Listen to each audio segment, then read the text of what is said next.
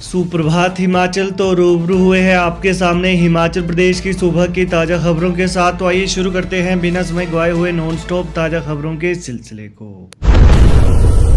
सिरमौर में 6 साल में 2307 हेक्टेयर भूमि में बढ़ा लहसुन उत्पादन। हिमाचल प्रदेश के सिरमौर जिले के किसानों का रुझान लहसुन उत्पादन की तरफ बढ़ रहा है। पिछले 6 सालों में 2307 हेक्टेयर भूमि में लहसुन उत्पादन का दायरा बढ़ा है। सिरमौर जिले में साल दर साल ये आंकड़ा बढ़ रहा है। वर्तमान में 60,650 मीट्रिक टन उत्पादन पहुंच चुका है। वर्ष 2016 की बात करें तो जिले में 1,693 हेक्टेयर भूमि पर 26,580 मीट्रिक टन लहसुन का उत्पादन हो रहा था। वहीं अब इसका उत्पादन क्षेत्र 4,000 हेक्टेयर तक जा पहुंचा है। सरकार का बड़ा फैसला, पर्यटकों के लिए 2 जनवरी तक 24 घंटे खुले रहेंगे सभी रेस्टोरेंट ढाबे। हिमाचल प्रदेश सरकार ने निर्णय लिया है कि राज्य में आने वाले पर्यटकों की सुविधा के लिए सभी रेस्टोरेंट, ढाबे, चाय के स्टॉल और भोजनालय 2 जनवरी की रात तक 24 घंटे खुले रहेंगे। मुख्यमंत्री सुखविंदर सिंह सुक्खू ने पर्यटकों से पड़ोसी देशों में कोविड-19 उचित व्यवहार अपनाने का भी आग्रह किया है। वहीं सरकार ने नववर्ष को लेकर यह बड़ा फैसला लिया है। मुख्यमंत्री ने शिमला के विधायक हरीश जनारथा, मनाली के विधायक भुवनेश्वर गौड़ और कसौली के विधायक विनोद सुल्तानपुरी के आग्रह और सुझाव पर पिछले कल यह फैसला लिया। मुख्यमंत्री ने कहा कि राज्य सरकार का यह निर्णय राज्य में आने वाले पर्यटकों की सुविधा के लिए चल रहे पर्यटन सीजन को ध्यान में रखते हुए लिया गया है। हिमाचल सरकार के मंदिर ट्रस्ट कमेटियों को निरस्त करने के फैसले को हाईकोर्ट में चुनौती। हिमाचल प्रदेश सरकार के मंदिर ट्रस्ट कमेटियों को निरस्त करने के फैसले को हाईकोर्ट में चुनौती दी गई है। पिछले कल सुनवाई पूरी न होने पर मामले को आज के लिए सूचीबद्ध किया गया है। बाबा बालकनाथ मंदिर कमेटी ने हाईकोर्ट में याचिका दायर की है। याचिकाकर्ता पवन जगोता और अन्य ने याचिका में आरोप लगाया है कि राज्य सरकार की 15 दिसंबर 2022 की अधिसूचना के तहत बाबा बालकनाथ मंदिर कमेटी को निरस्त किया गया है। वहीं दलील दी गई है कि द्योतसिद्ध में बाबा बालकनाथ मंदिर में पूरे भारत से लाखों श्रद्धालु आते हैं। वे मंदिर में पैसे, सोना चांदी, छत्र इत्यादि चढ़ाते हैं। मंदिर व्यवस्था में पारदर्शिता के लिए मंदिर ट्रस्ट का निर्माण किया गया है। इस ट्रस्ट में कुछ सदस्य सरकारी अधिकारी हैं और कुछ अन्य सदस्य हैं। 26 जुलाई 2018 को उपायुक्त हमीरपुर ने अधिसूचना जारी कर याचिकाकर्ताओं को मंदिर ट्रस्ट का सदस्य मनोनीत किया है। शिमला की युवती से चंडीगढ़ में गैंगरेप, सेक्टर 39 में आरोपियों ने बनाया हवस का शिकार, 4 दिन बनाए रखा बंधक। हिमाचल प्रदेश से नौकरी के लिए मोहाली गई युवती से चंडीगढ़ में गैंगरेप का मामला सामने आया है। आरोपियों ने पीड़िता को सेक्टर 39 के एक मकान में बंधक बनाकर रखा था। पुलिस ने गैंगरेप के एक आरोपी परविंदर सिंह को पकड़ लिया है, जबकि दूसरा आरोपी सन्नी फरार बताया जा रहा है। सन्नी पर पहले भी पंजाब में केस दर्ज है। जानकारी के मुताबिक पीड़िता शिमला की रहने वाली है और उसके साथ 4 दिन तक गैंगरेप की घटना को अंजाम दिया गया। वहीं प्रारंभिक जानकारी में पता चला है कि पीड़िता को बंधक बनाकर कमरे में रखा गया था। वो किसी तरह आरोपियों की कैद से भागकर पुलिस थाने पहुंची और शिकायत दी।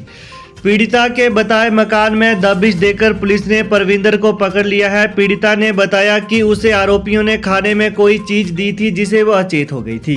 बाद में उसके साथ रेप की वारदात को अंजाम दिया गया। JOIT 817 के अभ्यर्थियों ने मुख्यमंत्री सुक्खू को सुनाया दुखड़ा। Junior office assistant post code 965 का पेपर लीक होने के बाद हजारों अभ्यर्थी पिछले कल मुख्यमंत्री सुखविंदर सिंह सुक्खू से मिलने सचिवालय पहुंचे। इसमें पोस्ट कोड JOIT 817 के सैकड़ों अभ्यर्थी शामिल थे। उन्होंने CM से परीक्षाओं को रद्द न करने की गुहार लगाई है। इस दौरान कुछ अभ्यर्थियों की आंखों में आंसू भी दिखे। उनका कहना था कि उन्होंने इस परीक्षा के लिए कड़ी मेहनत की है। सरकार ने कर्मचारी चयन आयोग को सस्पेंड करने का जो बड़ा फैसला लिया है वो सराहनीय है, लेकिन आने वाले जिन भर्तियों के लिए अभ्यर्थियों ने आवेदन किया था उन्हें सरकार रद्द न करे।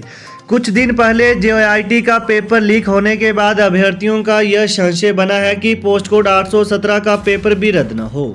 इसी के चलते अभ्यर्थी सचिवालय पहुंचे थे। वहीं मुख्यमंत्री ने अभ्यर्थियों को आश्वासन दिया कि JOIT 817 की भर्ती के लिए सारे मामले 20 जनवरी तक सुलझा लिए जाएंगे।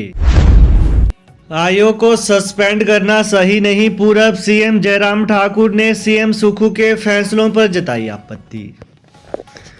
मुख्य सूचना आयुक्त के पद पर चयन के लिए चयन समिति के सदस्य होने के नाते मुख्यमंत्री सुखविंदर सुक्खू से मिलने आए पूर्व मुख्यमंत्री जयराम ठाकुर ने नई सरकार के 3 कामों पर आपत्ति जताई है। जयराम ठाकुर ने बताया कि कर्मचारी चयन आयोग हमीरपुर में यदि पेपर लीक का मामला है तो सरकार जांच करे, दोषियों पर कार्रवाई करे, लेकिन आयोग को सस्पेंड कर भर्ती प्रक्रियाओं को प्रभावित करना ठीक नहीं है।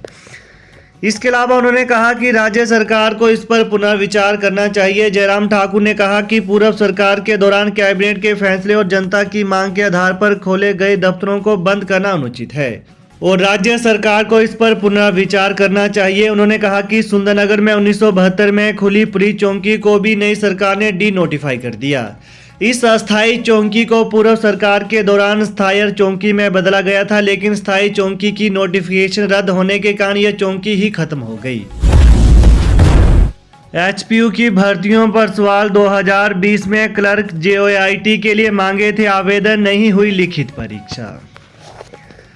कर्मचारी चयन आयोग में जेओआईटी का पेपर लीक होने के बाद अब हिमाचल प्रदेश विश्वविद्यालय की कार्यप्रणाली पर भी सवाल उठने लगे हैं। कर्मचारी चयन आयोग की भर्ती से जहां एक ओर से अभ्यर्थी परेशान है, वहीं दूसरी ओर एचपीयू की लेट लतीफी ने भी हजारों बेरोजगार युवाओं को परेशान कर रखा है। हिमाचल प्रदेश विश्वविद्यालय ने भी 26 मई 2020 को जेओआईटी और क्लर्क के विभिन्न पदों के लिए आवेदन मांगे थे। इसमें क्लर्क के 54 और जेओआईटी के 37 पदों के लिए लिखित परीक्षा होनी थी, लेकिन हैरानी इस बात की है कि पिछले 2 सालों में इन दोनों ही पदों के लिए एचपीयू लिखित परीक्षा ही नहीं करवा पाया। छात्रों ने इन दोनों परीक्षाओं के लिए 1200 रुपये फीस ली थी, लेकिन अभ्यर्थियों के लिए 2 सालों में ये परीक्षाएं करवाई ही नहीं जा सकी।